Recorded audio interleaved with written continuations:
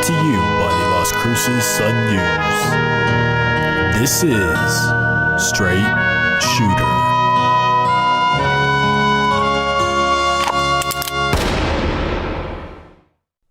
What is going on, everybody? This is Justin Martinez, aka Jada Sports Dude. And if you are listening right now, let me just say thank you for tuning in to Straight Shooter, the podcast where I shoot from the hip and give you everything that you need to know about the New Mexico State men's basketball team. This is episode 14 of our season-long journey. So if you're a returning listener, then welcome back. I missed you. And if you're new to the program, well, then welcome to the family. Where have you been all my life? Guys, we have a lot to talk about today, so sit back and relax because I got you. I'm coming to you from a place that I like to call the saloon. So bartender, what do we have on tap for today? On tap today is a recap of the Utah Valley Series, Week 8 WAC predictions, and a preview of the Tarleton State Series. Alrighty, thank you, bartender. I have my lasso in hand, and it's time for our post-game roundup, the segment where I round up my thoughts in the most recent New Mexico State game. And in this case, the Aggies split their semi-home series against Utah Valley this past Friday and Saturday, losing Game 1 by a score of 69-66, and then winning Game 2 by a score of 67-60. New Mexico State is now 6-6 on the season, 3-5 in WAC play. And I have my takeaways from this past weekend's action. Let's go ahead and get started with takeaway number 1, which is that defense is more important than ever for the Aggies. Now, I know that's been something New Mexico State head coach Chris Jans has emphasized since he took over the program, but when you look at the past Aggie teams, they had more room for error when it came to their defense because their offense was capable of just outscoring and outshooting their opponents. But that hasn't been the case so far this season. So far in WAC play, New Mexico State is 0-3 when its opponents score more than 70 points. 70, that's not a whole lot, but it's been enough to beat the Aggies because they just haven't been able to find their consistency on the offensive side of the ball. Now, the glass half full mentality for this past weekend series is that New Mexico State's defense played well. It did. It held Utah Valley to an average of 64.5 points per game. But on the flip side, the Aggies still only scored 66.5 points per contest and shot a combined 37.4% from the floor. Those numbers have to go up because playing well defensively is great, but you're left with hardly any room for error when your offense isn't also clicking. Now we have takeaway number 2, which is that New Mexico State is capable of guarding bigger centers. That really hadn't been the case for the undersized Aggie squad entering the series. The team got manhandled by 7-foot Grand Canyon center Abjorn Midgard and 6'11" Cal Baptist center Gorshak Gak earlier in WAC play. Now the team looked to be in for a similar fate as a matchup against 6'11" Utah Valley center Fardaws Amac, but New Mexico State really impressed me with how it handled him. The Aggies kept him off the block as much as possible. They brought in extra help down low every time he did get the ball, and they really made life difficult for one of the more dominant centers in the conference. Amac entered the series averaging 15.7 points per game, and yet he was held to just 8 total points on the weekend on 2 for 9 shooting from the floor. He actually recorded the same amount of turnovers as he did points in the 2 games. Now, Amac still averaged 16 rebounds per contest, which is to be expected for the nation's leading rebounder, but I thought New Mexico State really held its own despite not having nearly as much size. So props to Johnny McCants, props to the guards such as Clayton Henry and Jabari Rice for timing their help defense well. It really is an encouraging sight because all of the top teams in the WAC have centers that are 6'11" or taller, so that's exactly the kind of effort that the Aggies need to put forth whenever they do have those matchups. Now, of course, New Mexico State was able to double team Amac because Utah Valley isn't a great 3-point shooting team. That's why they were fine leaving guys open on the perimeter. And while that game plan definitely won't work on a team such as Cal Baptist, for example, because they have so many shooters, I still think this series can serve as a confidence booster, if you will, for an undersized New Mexico State team that really had been struggling to hold its own down low against some of these imposing big men. But now it is time for my big takeaway of the day. And it's that New Mexico State is getting better, guys. The Aggies did earn a split this past weekend at the end of the day. But when you look at that loss on Friday, it wasn't due to a lack of effort. New Mexico State beat Utah Valley on the offensive glass 11-8. The Aggies also won a turnover battle 15-5. They even recorded 23 bench points,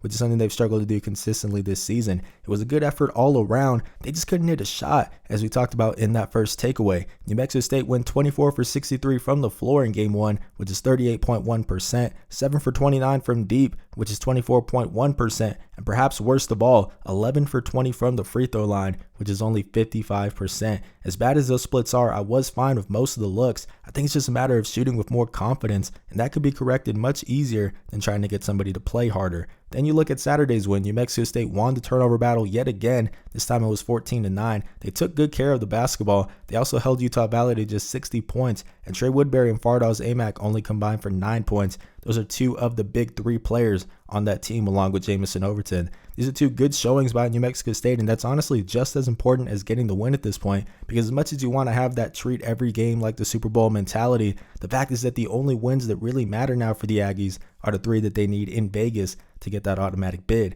But the question still remains, can New Mexico State build off of this? Can they get a streak going and enter the WAC tournament with some real momentum? Well, I guess we're going to find out this weekend, guys. Alrighty folks, that buzzer means it's time for segment number 3, which are my Week 8 WAC predictions. Last week I went 6-0 in my picks. I had splits for the New Mexico State and Utah Valley series, the Grand Canyon and Cal Baptist series, and the Dixie State and Tarleton State series, which is what happened. So that puts me at 25-6 on the season, not too shabby. And now it's time to take a look at this week's matchups, of which there are 3 of them. We're going to get started with Grand Canyon at Seattle. The Lopes are 13-4 on the year, 7-1 in WAC play, and they're fresh off a split against Cal Baptist, winning game 1 by a score of 71-61, and then losing game 2 by a score of 65-62. That marked Grand Canyon's first conference loss of the season, but it doesn't come as too much of a surprise because before this Cal Baptist series, the Lopes actually hadn't played a game since January 30th when they played New Mexico State due to COVID-19 protocols. Abjorn Midgard had a good weekend as expected. The 6'11" redshirt senior averaged 12.5 points and 13 rebounds per game while shooting 60% from the floor en route to his 3rd WAC Player of the Week award. But one guy who also produced was Mikey Dixon. The redshirt senior is really the X factor for Grand Canyon, and he averaged 14 points this past weekend, although it was only on 38.5% shooting from the floor. Not the most efficient, but still, the Lopes are dangerous when they get some scoring out of their backcourt because it takes a load off of Midgard and Alessandro Lever. So we'll see if Dixon and company can continue that moving forward. And then to Seattle, the Redhawks are 9-8 on the season, 2-3 in WAC play, and they didn't face UTRGV this past weekend after all because their flight actually got canceled. If you follow New Mexico State's road series against Seattle 2 weekends ago, you know that area had been getting some pretty nasty weather, so that's why the games against UTRGV did not happen. Regardless, the Redhawks are going to lean on Darion Trammell and Riley Grigsby this weekend against Grand Canyon. The 2 stars are combining for an average of 37.6 points per game this year. That's the most of any duo in the WAC. But another guy to keep an eye on is Kobe Williamson, the 6'8" freshman center from Melbourne, Australia. Aussie, oi, oi, oi. Williamson has been pretty impressive this year. He's a solid rim protector who's averaging a block and a half per game, and he's going to have his hands full against Midgard this weekend, so we'll see how he handles that.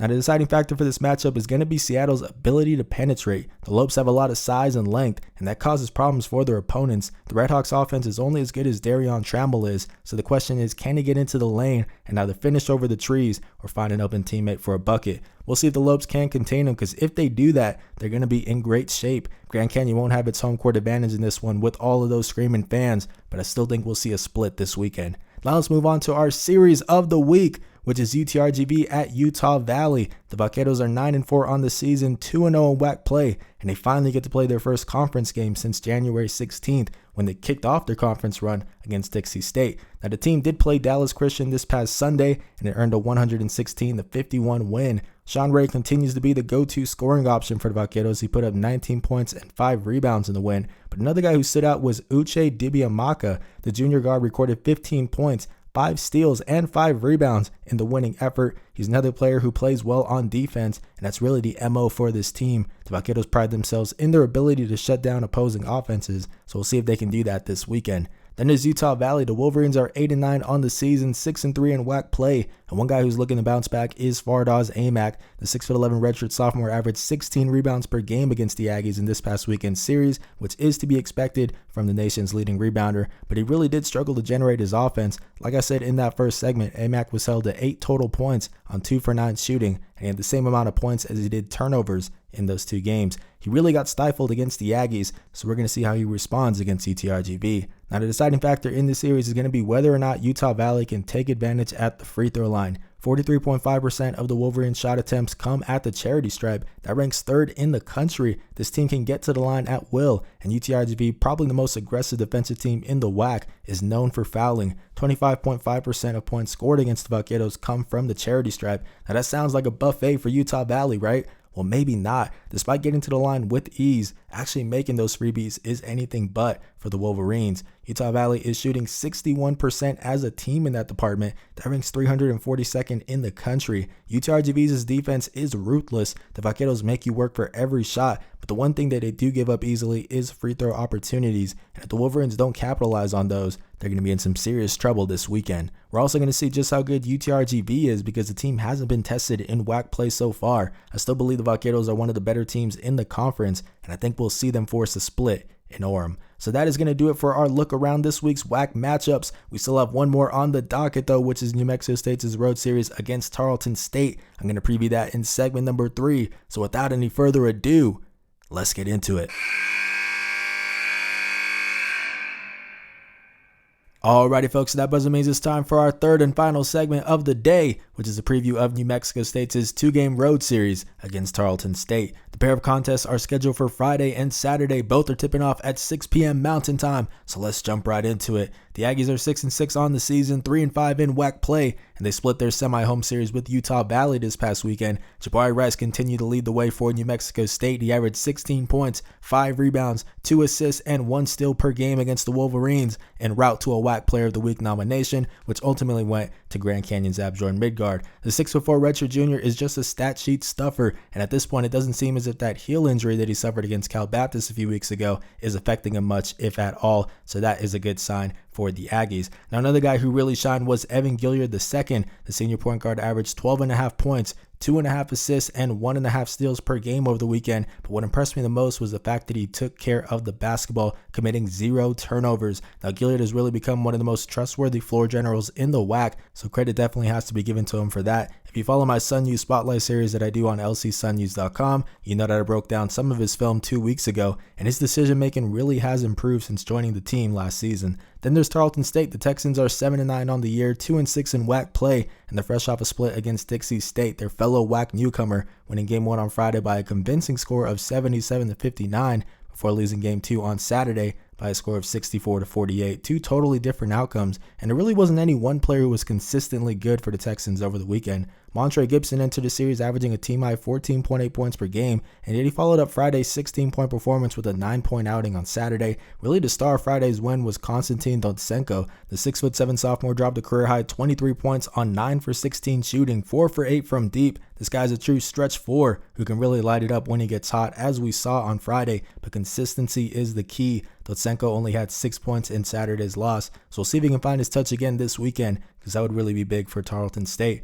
We're also going to see if Taj Small plays at all for the Texans. The 6'5" junior is averaging 10.9 points and a team-high 6.7 rebounds per game, but he did not suit up against Dixie State in neither of those games. I haven't been able to find out why he didn't. The problem with some of these WAC teams is that they don't have a designated beat writer on their local paper, so it's hard to get updates. I can't just search Taj Small injury and see what's happening with them, similar to that Riley Grigsby situation 2 weeks ago. But whether or not Small plays is going to be big because of his work on the boards. Tarleton State doesn't have a whole lot of size, but Small is one of those guys who really crashes the glass well. Now let's take a look at my key to success, and it's for New Mexico State to score in transition. Tarleton State forces a turnover on 22.3% of its opponent's possessions, which ranks 37th in the country. This is a team that makes up for its lack of size by being gritty and physical on the defensive side of the ball. So the best thing the Aggies can do is not let the Texans set up their defense. Get out on the run and get some buckets that way, because it's going to be really difficult to generate offense in a half-court setting.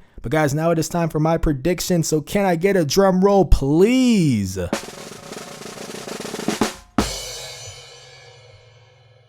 Alrighty guys, so for this one, I've got New Mexico State winning Game 1 by a score of 68-63, and then winning Game 2 by a score of 71-65. I really like what I saw out of the Aggies defense this past weekend against Utah Valley, and this is a rare series where they will actually have a size advantage for some of the matchups, so hopefully that'll help them get their offense going as well, en route to earning their first sweep of WAC play. But guys, that is going to do it for episode 14 of Straight Shooter. Thank you so much for listening. If you enjoyed this episode, please leave a like, share it with the rest of Aggie Nation, and consider subscribing or following, depending on whatever platform you're listening to this on. If you guys want to stay up to date with all things Aggie Hoops, make sure to follow me on Twitter at JTheSportsDude and subscribe to the Las Cruces Sun News.